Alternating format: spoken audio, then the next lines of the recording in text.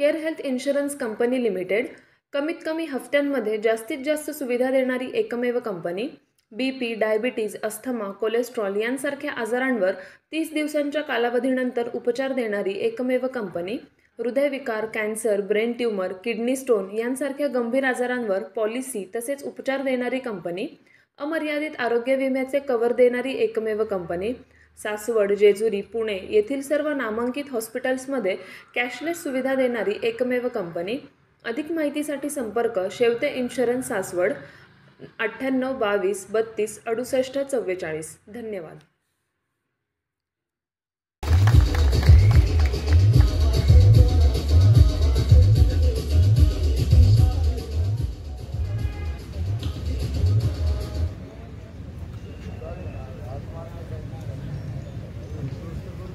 बारामती लोकसभा मतदारसंघाच्या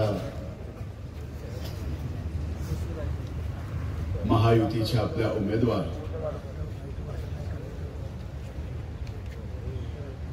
आदरणीय सुनेत्रा वहिनी अजितदादा पवार यांच्या प्रचारानिमित्तानं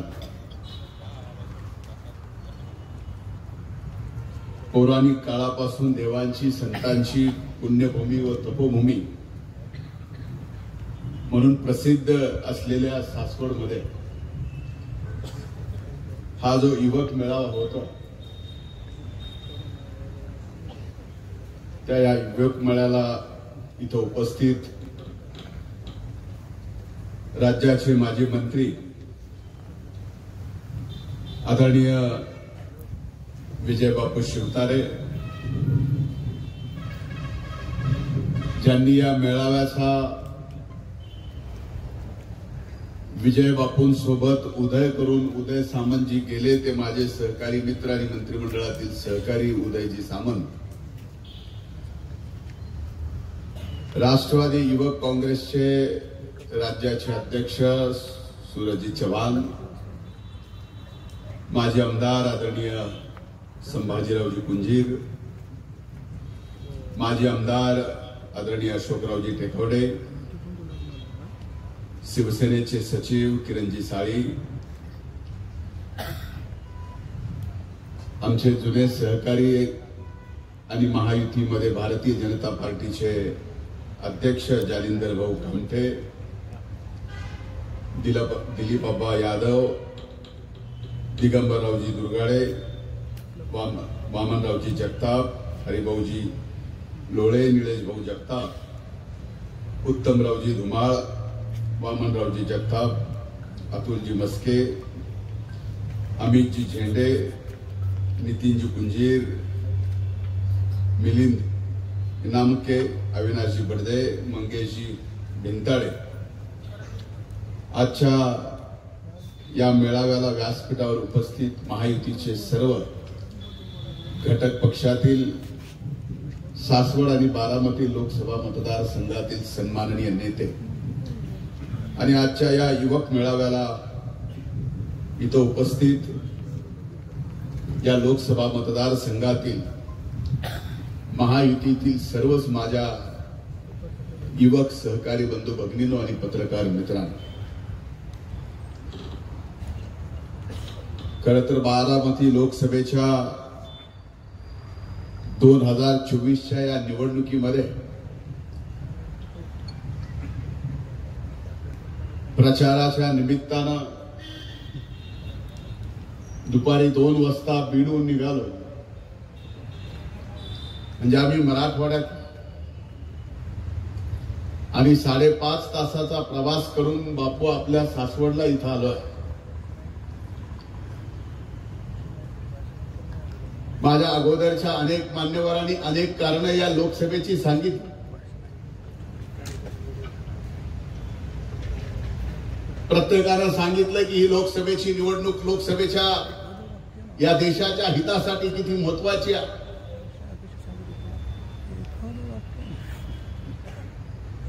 ही निवडणूक इथं भाऊबंदकीची नाही, ही निवडणूक देशाचे प्रधानमंत्री मोदी होणार का आणखी कोण होणार याची आहे।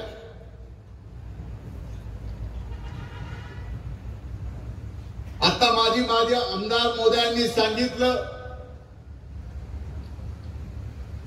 आणि ज्या घटनेचा वर्णन करत होते त्यावेळेस मला आठवत होतं की बहुतेक काल परवा कुंजीर साहेबांनी आर्टिकल 370 बघितला असावा.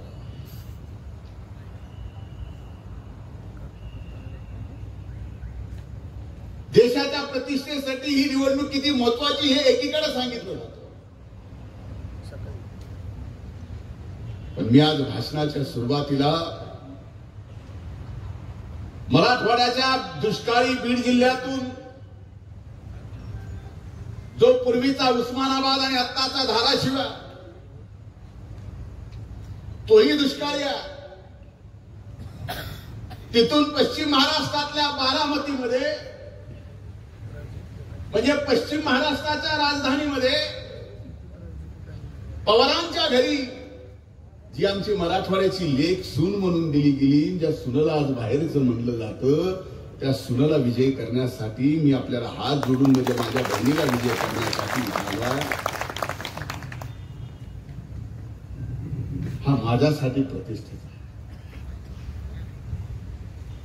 ही निवडणूक माझ्या मराठवाड्याच्या मातीसाठी प्रतिष्ठेची. ही निवडणूक मराठवाड्यातल्या प्रत्येक माय माऊलीसाठी प्रतिष्ठेची आहे, जी या पश्चिम महाराष्ट्रात सून म्हणून आलेली आहे. ही निवडणूक माझ्या मराठवाड्यातल्या आणि या पश्चिम महाराष्ट्रातल्या प्रत्येक माय माऊलीसाठी प्रतिष्ठेची, अभिमानाची, स्वाभिमानाची आहे. की घरी सून आली तरी आपण तिला लेक मानतो, याची शिकवण आज कुठेतरी या निवडणुकी 2024 विसर पडायला लागला. आणि एवढी संकुचित मनोवृत्ती व्हायला लागली या निवडणुकीत की या देशाचं भवितव्य ठरवायचं आहे. या लोकसभेच्या निवडणुकीतून एका परिवाराचं भवितव्य ठरवायचं आहे. हे मात्र आपल्याला या निवडणुकीत नक्की ठरवावं लागेल. एकीकडे मोदी आहेत, ज्यांनी संबंध देशामध्ये राहणाऱ्या प्रत्येक जाती धर्मातल्या माणसाला स्वतःचं कुटुंब म्हणून 10 वर्षामध्ये जगाच्या पाठीवर एवढं प्रतिष्ठित देशाला केलं. कदाचित आपल्यापैकी अनेक जणांना माहित आहे का नाही, माहित असेलही, पण आज मोदी साहेबांनी आपल्या देशाची प्रतिष्ठा एवढी वाढवली आहे की जर इतर देशातला एखाद्या पंतप्रधानाच्या मंत्रिमंडळातला मंत्र्यांनी आपल्या देशाच्या विरोधात एक शब्द जरी बोलला तर त्या देशाच्या प्रधानमंत्र्याला त्याच्या मंत्रिमंडळातल्या मंत्र्याला काढून टाकावं लागतं. ही प्रतिष्ठा मोदी साहेबांनी या 10 वर्षात या देशाची जगात निर्माण केली. ही निवडणूक त्यासाठी महत्वाची आहे. ही निवडणूक यासाठी महत्वाची आहे. मी आता बापूंना सांगत होतो,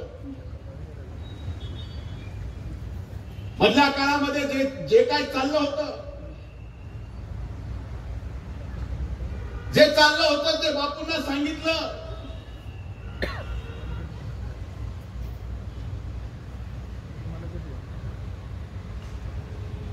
की जी 11 तारखेला सभा झाली, या पुरंदरमधली ऐतिहासिक सभा, ज्या सभेला तुम्ही वेगवेगळे नाव दिले असतील, पण ती सभा संपल्यावर आदरणीय दादांना मी फोन करून त्या विजयी सभेला, त्या सभेला मी नाव दिलं. ती म्हणलं की जी सभा झाली पुरंदरची बापूंच्या सोबत तुमची एकत्रित, ती सभा म्हणजे विजयाजीत सभा आहे. आणि बारामती लोकसभा मतदारसंघाचा निकाल बदलणारी ती सभा. पण ही एकीकडे परिस्थिती पाहत असताना आपल्या जवळ पुणे, भविष्यात आदरणीय दादांच्या नेतृत्वाखाली, बापूंच्या नेतृत्वाखाली हा परिसर सुद्धा कदाचित पुण्यापेक्षा मोठा होईल आणि त्याला फार काय वेळ लागणार नाही. येणारे 5 वर्षांचे मोदींचे आणि मोदींच्या पाठीमागे आमच्या सुनेत्राताई उभ्या राहिल्या खासदार म्हणून या भागाच्या, तर 5 वर्ष सुद्धा खूप झाले.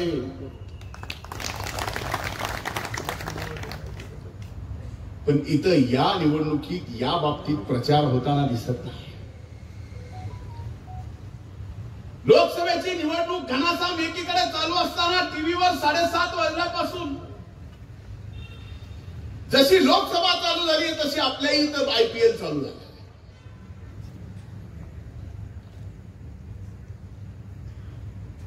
IPL क्रिकेटचा खेळ आपल्या सगळ्याला माहिती आहे. दोन्ही टीम मध्ये 11 प्लेयर असतात हे आपल्याला माहिती आहे. पण या देशाच्या सर्वात मोठा लोकशाही सणाचा ही निवडणूक साजरी करीत असताना एकीकडे मोदी साहेब 11 जणच घेऊन क्रिकेटच्या ग्राउंड मध्ये आहे, बॅटिंगला स्वतः आहे, आणि दुसरीकडे इंडी 11-33 घेऊन फिल्डिंग करायला लागले.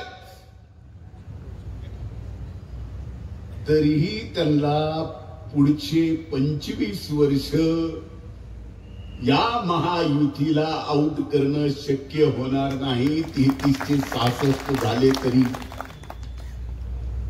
अशी ही लढाई चालू असताना कमीत कमी इथं दादांवर, आमच्या मराठवाड्याच्या लेकीवर, या पश्चिम महाराष्ट्राच्या सुनावर, पवारांच्या सुनावर टीका करताना एक मनात विचार आला की दादांचा शुभविवाह 1985 साली झाला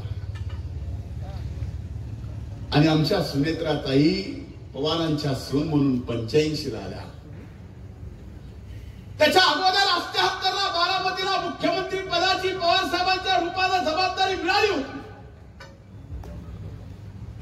पण आजही जुने जाणते माणसं इथं आहेत. माझ्यासारख्या एवढ्या सामान्य कार्यकर्त्यांनी हे बोलावं की नाही माहित नाही, पण जबाबदारीपूर्वक बोलतोय. बापू तुम्ही पण इतिहास तपासा. 85ला ज्यावेळेस सुनेत्रा वहिनीचे सून म्हणून बारामतीला पाय लागले त्यानंतरच खऱ्या अर्थानं विकास सुद्धा सुरू झाला हे विसरता येणार नाही. आणि आज मात्र एकदा काय विचारधारेच्या बाबतीमध्ये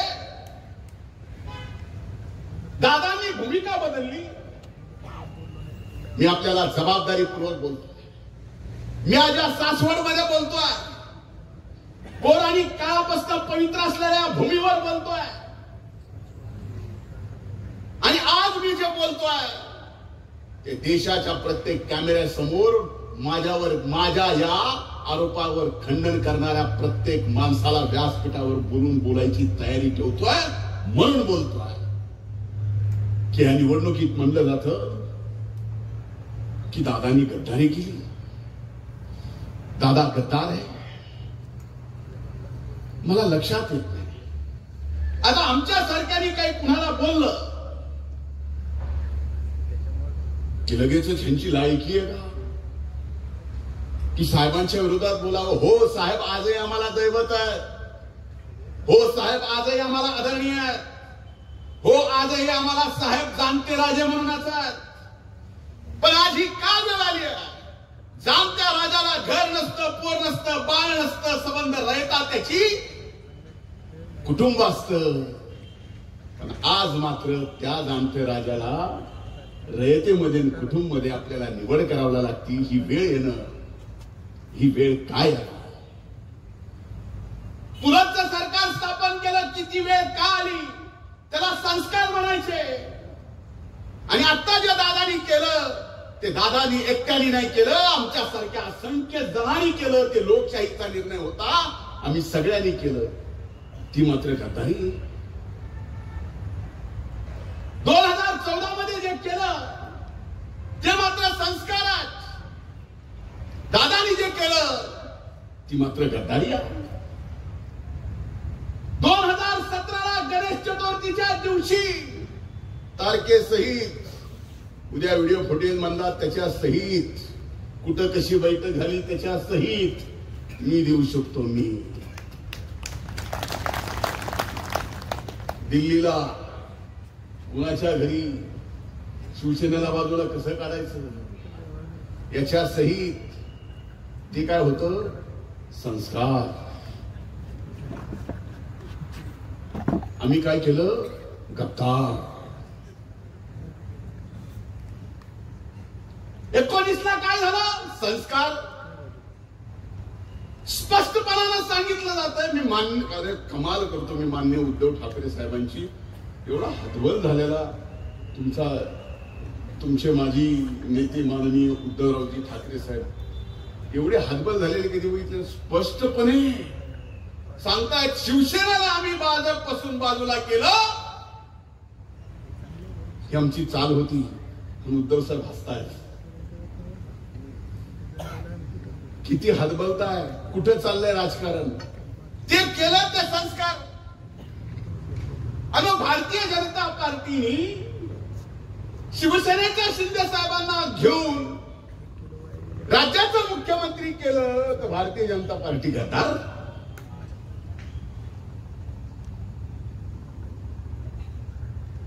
तुम्ही जे काय केलं ते सगळे संस्कार.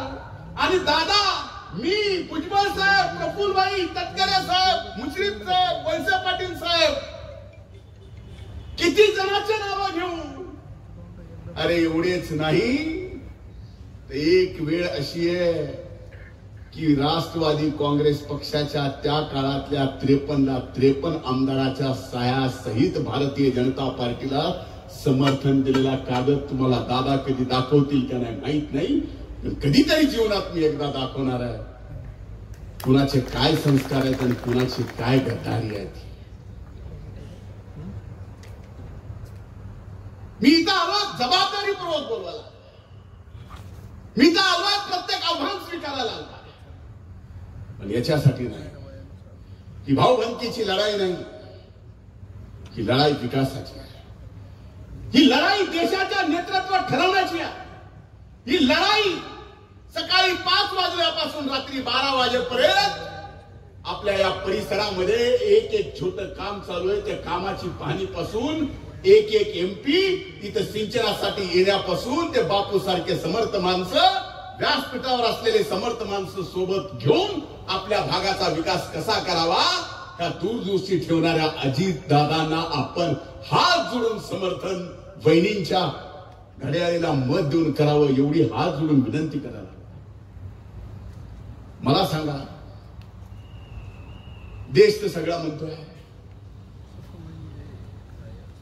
आपकी बार 400 बार.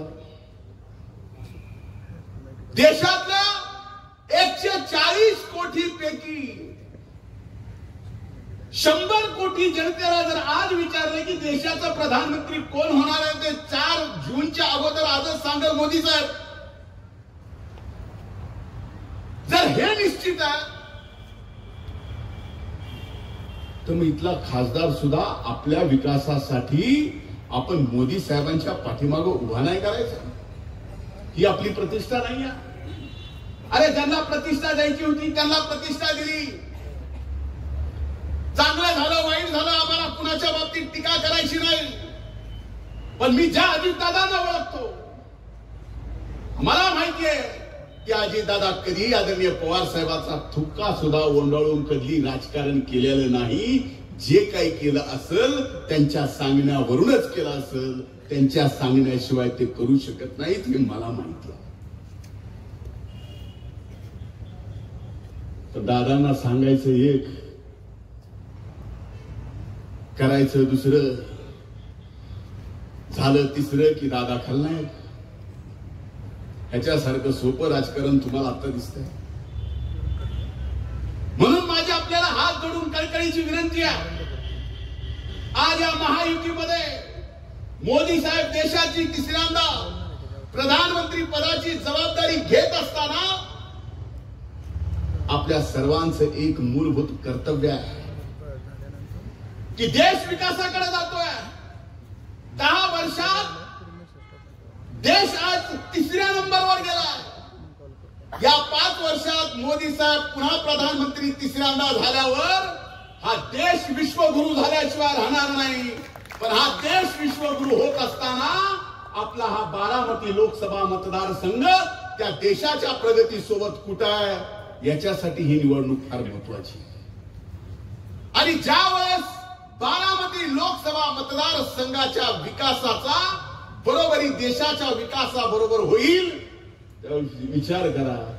अगोदरच तुम्ही लई श्रीमंत माणसं आहेत, आम्ही तर तिकडून तुमची पाण्यावर किती टीएमसी ह्याच्यावर चर्चा आहे, आम्हाला गिलसानं पाणी प्यायचं ह्याच्यासाठी विचार करावा लागतो.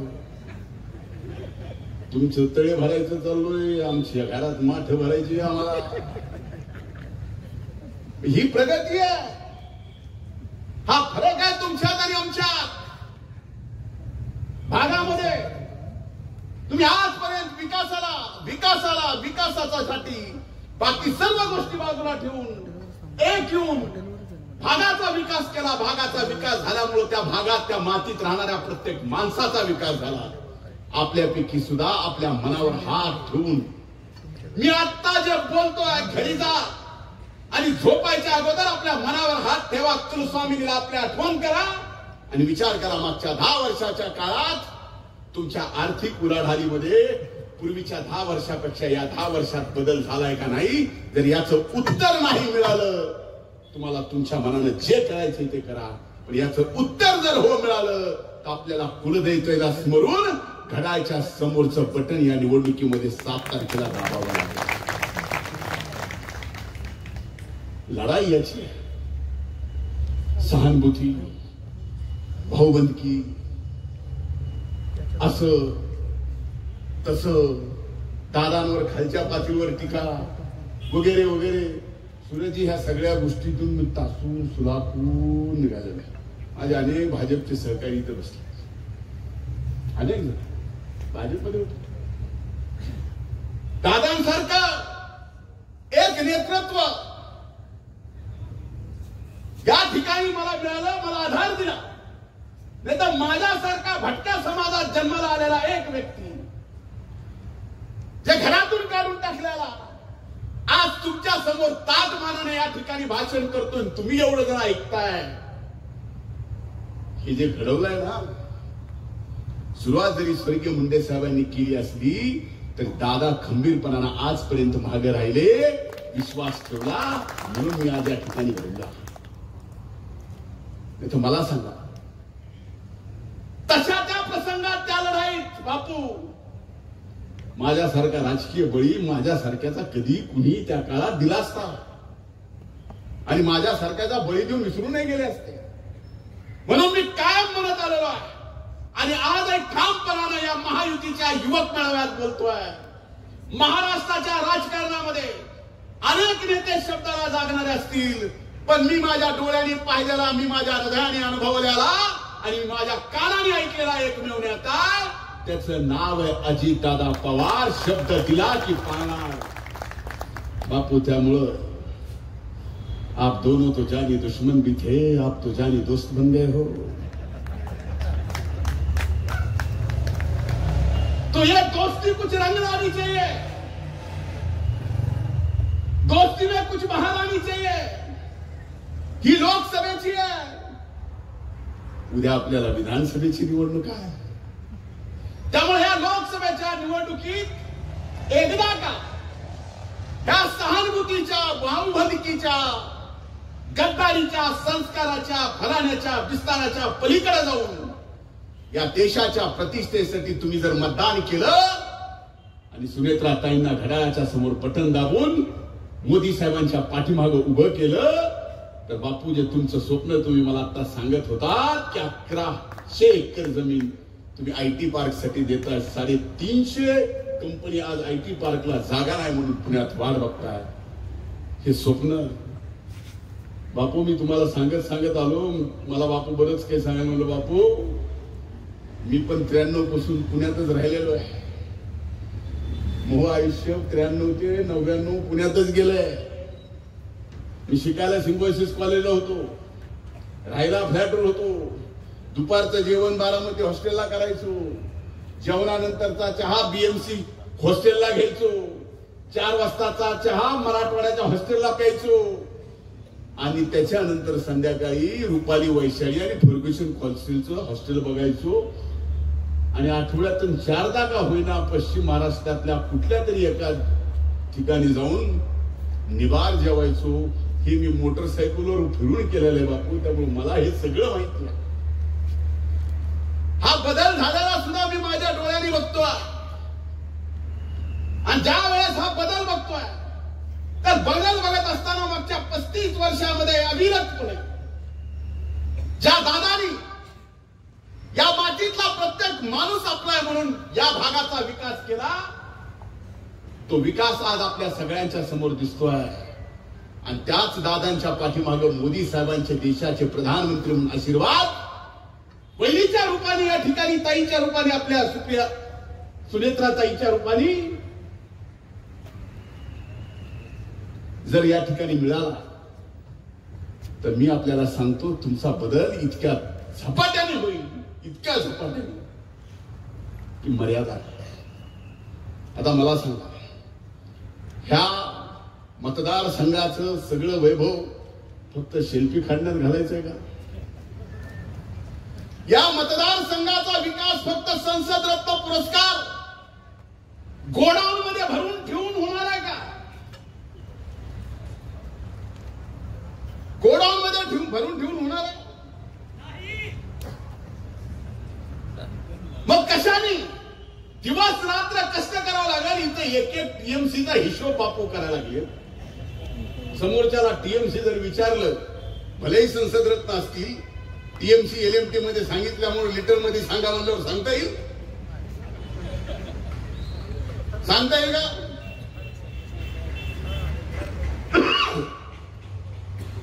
म्हणून मला आपल्याला सांगायचं आहे, राजकारण आहे, लोकशाही आहे, निवडणुका चालू आहेत, एकमेकावर आरोप चालू आहेत, प्रचार चालू आहे. कुणी काय प्रचार करतं, कुणी काय प्रचार करताय, याच्यापेक्षा महत्वाचं आज या पुरंदरच्या ऐतिहासिक सभेमध्ये जे जानी दुश्मन जानी दोस्त झाले आणि ज्या सभेला मी ऐतिहासिक विजय जीत सभा म्हणतो, त्या विजयजीत सभेचं या ठिकाणी रूपांतर येणाऱ्या 4 जूनला सुनेत्रा ताईंचा विजयाने आपण या ठिकाणी करून द्यावं ही कळकळीची विनंती केली. इथं महायुतीच्या सर्व पक्षाचे एकत्रित घटक माझे युवक तरुण आहेत. प्रत्येकावर जबाबदारी आहे. या मतदारसंघात या पूर्वीच्या लढ्यात भारतीय जनता पार्टीने कमळ चिन्हावर निवडणूक लढवली. त्याच्या अगोदर एका वेगळ्या चिन्हावर लढवली. ही लढवत असताना कमळ चिन्हावर कमी मतं पडली, भरपूर पडली. यावेळेस कमळ, घड्याळ आणि धनुष्यबाण एकत्र आहे. महायुती म्हणून निवडणूक लढवतोय.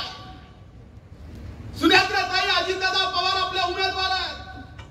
सगळ्यात मोठं आव्हान भारतीय जनता पार्टीच्या माझ्या जुन्या सगळ्या सहकार्यांवर, इथं तरुणांवर, या मतदारसंघातला बहुसंख्य मतदार जो त्याला फक्त कमळावर मतदान करायचं माहितीये, त्या मतदाराला तुम्हाला जाऊन सांगावं लागेल की या वेळेस मशीनवर कमळ नाही, तिथं घड्याळ आहे. कमळ म्हणून आपल्याला ते घड्याळ दाबायचंय आणि सुनेत्राताईंना या ठिकाणी प्रचंड मतानं विजय करायचा. आणि हे आव्हान तुम्हाला घ्यावं लागेल. आज आपण या ठिकाणी पाहता, ही परिस्थिती बघता, या सगळ्या परिस्थितीतून हे आव्हान जर तुम्ही स्वीकारलं नाही तर आजपर्यंत झालेला जो विकास आहे, आजपर्यंत दादानी ज्या भागाला आज देशाच्या एका उंचीवर नेऊन ठेवलाय विकासाच्या, त्याला कुठेतरी नजर लागेल हे मात्र निश्चित सांगतो. आणि हात जोडून कळकळीची विनंती करतो की आमच्या मराठवाड्याची लेक, आमची बहीण तुमच्या घरात सून म्हणून आली आहे. अरे, ज्यांनी घरच्यांनी सुनेला बाहेरचं समजलं, पण तुम्ही तर समजदार आहेत. हात जोडून तुमच्यावर तर विनंती करतो, तुम्ही तरी स्वीकारा. तुम्ही समजदार आहेत, तुम्ही तर स्वीकारा.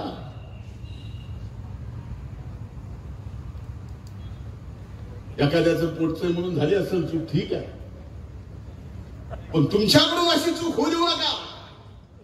आणि ती चूक जर झाली तर आजपर्यंत पिढ्याना पिढ्या जसं चांगला होत झालंय तसंच पिढ्याना पिढ्या आपल्या ह्या चांगलेपणाला कुठेतरी नजर लागेल एवढंच हात जोडून कळकळीच आपल्याला या ठिकाणी विनंती करायची आहे. 7 तारखेला मतदान आहे. बापूंनी बापूंची जबाबदारी घेतली आहे. इथलीच नाही तर भोरची सुद्धा घेतली आहे. ज्यांनी त्यांनी आपल्या आपल्या पद्धतीने जबाबदारी घेतली आहे. माझ्यावर सुद्धा बीडची जबाबदारी आहे, धाराशिवची जबाबदारी आहे, परभणीचा काल प्रचार संपला, उद्या मतदान आहे, तिथली जबाबदारी होती. आता मला परत परळीला जायचं आहे, परत उद्या बीडची जबाबदारी आहे.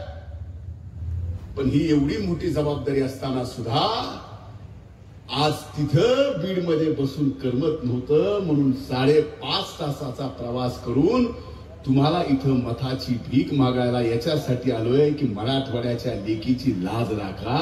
ती सून म्हणून तुमच्याकडे आली आहे, ती सून म्हणून आली आहे. आणि एवढं तर करा, ज्याला संध्या द्यायच्या दिल्यात ना, एकदा नाही दोनदा नाही 3दा दिल्यात ना. एकदा आमच्या सुनेत्राताईला देऊन बघा.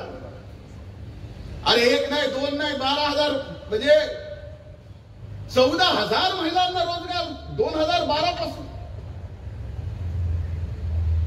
बारामतीच्या एका प्रकल्पातून त्याच्या अध्यक्षा आज सुनेत्राताई आहेत. 14,000 महिलांना रोजगार. आणि सुनेत्राताईंच्या ज्या विरोधात त्या उमेदवार आहेत त्यांनी सांगावं त्यांनी किती जणांना रोजगार दिला. त्यांनी सांगावा एखादा असा प्रकल्प की त्यांच्या खासदारकीच्या काळामध्ये त्यांनी स्वतःच्या कल्पनेतून आपल्या मातीतल्या माणसाच्या विकासासाठी आलेली ती कल्पना विकासाची ती तुम्ही तुमच्या वडिलांची सगळ्यांची प्रतिष्ठा जी काही इथं देशात होती ती वापरून तुम्ही काहीतरी 1000 लोकांना रोजगार मिळण्यासाठी तरी प्रकल्प आणावा. 1000 लोकांना तरी आणला नाही. हे सगळं मान्य आहे, पण तरी तुम्ही आता ज्या पद्धतीनं माझ्याकडे बघताय आणि मी ज्या पद्धतीनं तुमच्याकडे बघतोय, कमीत कमी जाता जाता एवढा विश्वास तरी द्या माझ्यासारख्या मराठवाड्यातल्या सामान्य दुष्काळी भागातून आलेल्या एका कार्यकर्त्याला, भलेही तो आज पदानं कृषी मंत्री असेल. जा धनंजय, मराठवाड्याच्या लेकीची इज्जत आम्ही सांभाळतो एवढीच अपेक्षा मला तुमच्याकडे. एवढं तरी सांगाल आणि मला विश्वास आहे इथून जाल त्यावेळेस जबाबदारी घेऊन जा. कारण तुम्ही जबाबदारी घेण्यासाठी इथं आला. तुम्ही जबाबदारी घेऊन काम करता. प्रत्येकाच्या खांद्यावर काही 1000 मताची जबाबदारी आहे. ती प्रत्येकाने आपली आपली पार पडली पाहिजे. आणि सर्वाधिक मतदान आपण जर करून घेतलं तर बापूंचं जे स्वप्न आहे की सर्वाधिक मतानं महाराष्ट्रात जे खासदार निवडून येतील त्यात सर्वाधिक मतांनी आमच्या सुनेत्राताई अजितदादा पवार निवडून येतील. हे जे तुमचं स्वप्न आहे, माझं स्वप्न आहे, ते स्वप्न पूर्ण करा. आणि 7 तारखेला सुनेत्राताई अजितदादा पवार यांची खून आहे घड्याळ समोरचं बटन दाबून आपण त्यांना ऐतिहासिक विजय प्राप्त करून द्यावा आणि आमची इज्जत वाचवावी एवढीच हात जोडून कळकळीची विनंती करतो. थांबतो. धन्यवाद. जय हिंद, जय महाराष्ट्र, जय राष्ट्रवादी.